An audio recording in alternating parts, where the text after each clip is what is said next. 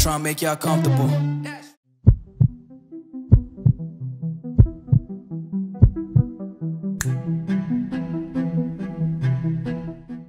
Hey y'all, Aman here, and you're watching Heart Limits. Now, whenever you take long flights or an airplane flight in general, there are certain risks that are involved.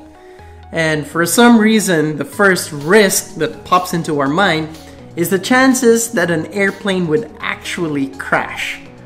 But in reality, the chances are so small, and the numbers state around 1 out of 11 million chance that a plane would crash, that this isn't actually the thing which is the most problematic. So, there are 3 things which are quite risky, or you could say quite dangerous with regards to flying on airplanes, especially when they are for long durations. So let's start with number 1.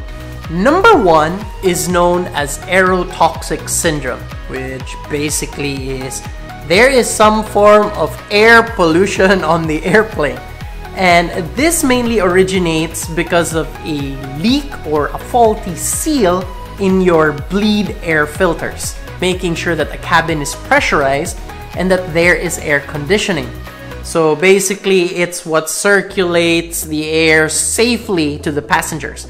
But what happens is there are times where there is a faulty seal and there is a possibility that the heated and burnt engine fuel fumes, or the oil in itself, jet oil or whatever you may call it, there are certain particles of it which are quite dangerous to human beings. So with those fumes being injected into those air filters, there's a possibility that we could actually suffer this form of poisoning. Number 2 is situations of stress or panic that could happen on the airplane. So let's say, for instance, you have a fear of flying, or at some point in the flight there is some form of turbulence, which happens quite often, especially if you're at some long flights. Of course, the longer the flight, the higher the chance that there is some form of turbulence along the way.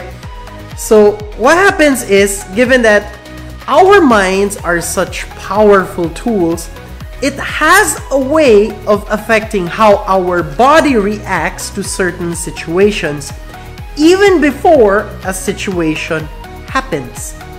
So here, actually I have a couple of videos about it. One is with regards to roller coasters. I'll put the link in the description. And the other one is, can you be scared to death? I'll also put the link in the description. Number 3, which is considered the most biggest risk or dangerous factor, is called the economy class syndrome. Now, the name states economy class, but in reality, it doesn't only apply to people who fly on economy class. It also applies to people who fly on first class and business class, and relatively, it applies to every other situation where a person is immobile, barely able to move his body, and what happens is, during this syndrome, the economy class syndrome, what happens is the blood tends to pool down to your feet, increasing the chance of blood clots in such area. And the problem when that occurs is that it could actually be fatal. So you can actually die. Not only for people who have some form of disease, who are pregnant, who are obese, who have, those thick varicose veins, who are under some medications.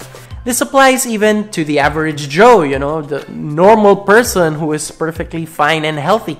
But in reality, the fix is so simple that most people don't even, think about it at times, because they're so distracted by either, just sleeping. But problem is, sleeping in a position where you're seated isn't really great, since of course it still pulls down to your feet. Or you're so engrossed with a film or a game or a book that you're reading on the airplane that you get lost in time.